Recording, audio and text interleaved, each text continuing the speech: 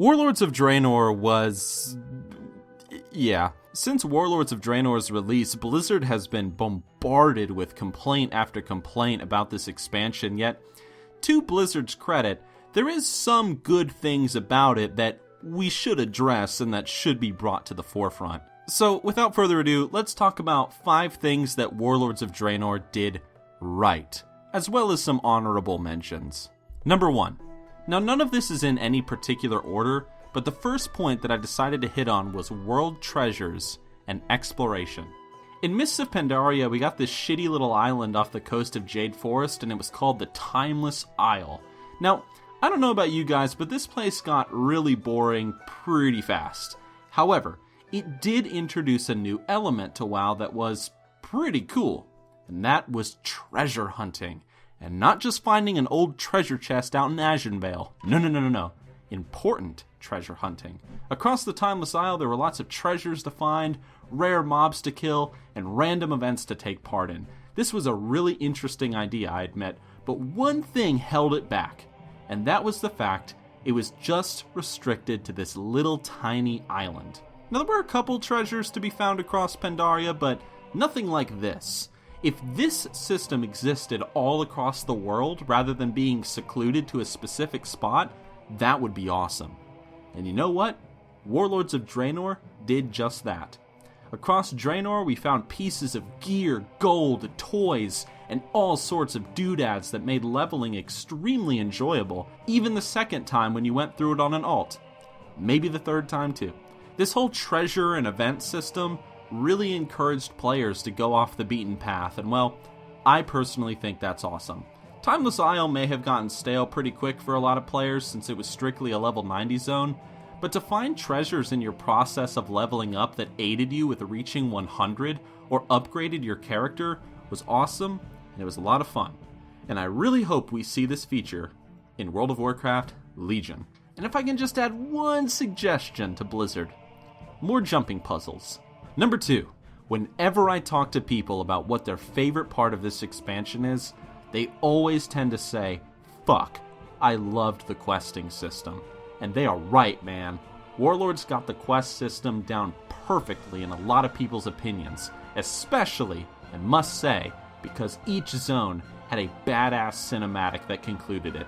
For me, that was the best part. But it wasn't just the cinematics. It was also because you felt like there was a lot to do while leveling up.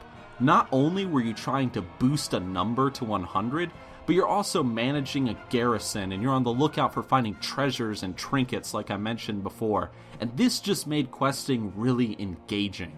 It wasn't strictly about finding the next NPC with a yellow exclamation mark above their head. Or well, I guess it kind of was, but it was done more interestingly, okay? There was also the fact that quests were heavily voice acted and scripted, which I think added a lot of immersion and depth to the world. I never met anybody throughout this expansion that didn't know what was going on in the story. And to Blizzard's credit, that's a good thing. It's a shame, however, that the endgame kind of, I wouldn't say ruined, but it did sour the sweet taste a lot of people felt for this expansion as they leveled up. Still, I think we can all agree that Blizzard has learned a lot in regards to the questing experience over the years, and they've pretty much perfected it. And also, to Taryn Gregory at the World of Warcraft in-game cinematic department, we want more cinematics. We're calling you out. Number 3, the item squish idea, which needs to be readdressed. Now, unfortunately, there's a problem with this point, and it's the fact that it was an idea that worked, and then it didn't. You see, Blizzard had this thought, and I think they're right, that the numbers players were throwing around in Mists of Pandaria, they were getting way too big. I mean, you had tens of thousands, hundreds of thousands. It was nuts, like how much damage and how much health people had and whatnot. So Blizzard decided to do an item squish and a stat squish to shrink the numbers in the game. It wasn't a nerf. It was just an attempt to make our screens less of a clusterfuck in raids, PvP, and when reading guides. And you know, it worked. The expansion came out, people went about their business, and all was well. Until something weird happened. Somehow Blizzard's system just didn't work out in the long run, and soon players' HP pools and damage were reaching Mists of Pandaria levels yet again. So, like, what happened? What happened to that item squish? I don't even know. My guess is that maybe it just wasn't tuned enough, and it needs to be readdressed in a future expansion. I know Blizzard said they're not going to address this issue in Legion, but maybe in a future expansion they will. Otherwise, we're going to be hitting like 4 million and 5 million and 10 million damage soon enough, which would be ridiculous. But anyway, I thought this was a good idea, and I think it's a good direction to go in, because Blizzard is right when they say that our numbers and our stats are getting a little bit out of control. Number 4. Now, Warlords of Draenor does have a lot of things we can complain about, but I think one thing, just like questing, that everyone can pretty much agree on is that raiding in this expansion was pretty good. Raiding in Warlords was, well, it was fun. It didn't matter if it was LFR or normal, heroic, or mythic. I've really never seen a complaint about the raids other than the fact that it's annoying that we need to grind tokens for the legendary questline within them. It is pretty boring and repetitive, so I see what people mean when they say that.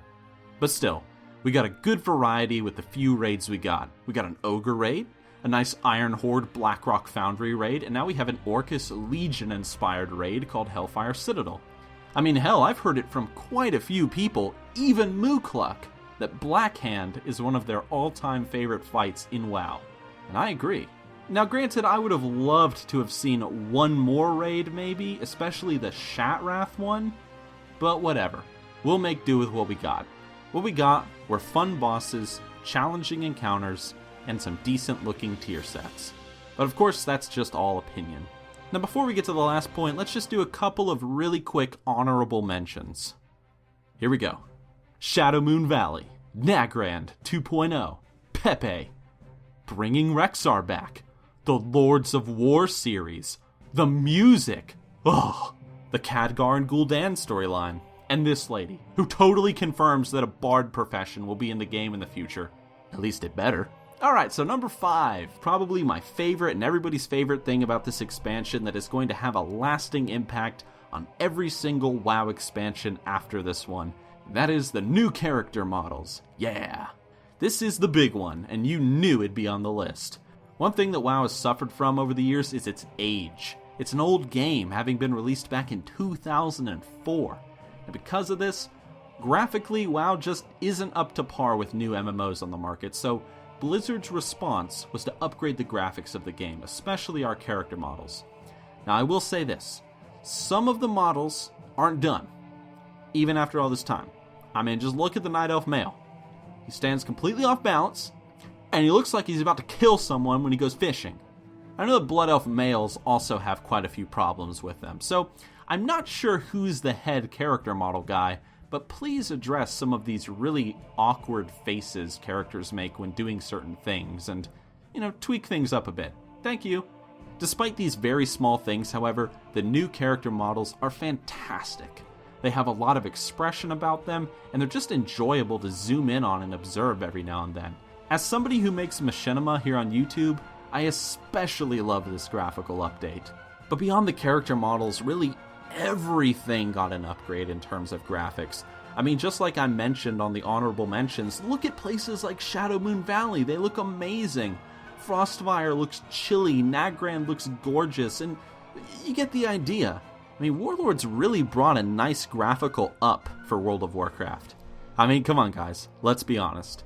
When you are standing in Shadowmoon Valley with your new character model, you really do feel like you're standing in a completely different game compared to your old vanilla WoW counterpart. So you did good, Blizzard, you did good. And that's it, guys, at least for this list. If there's something about the expansion, though, that you enjoyed that I didn't mention, maybe because I just forgot or never thought about it, feel free to leave a comment below, because, I think everybody, including myself in a lot of ways, is a bit guilty of being a little too negative on the expansion. Warlords definitely isn't up to par with previous expansions, but that doesn't mean it doesn't have some little gems in it that we can enjoy. So with all that said, guys, we're done. I will see you all in World of Warcraft Legion.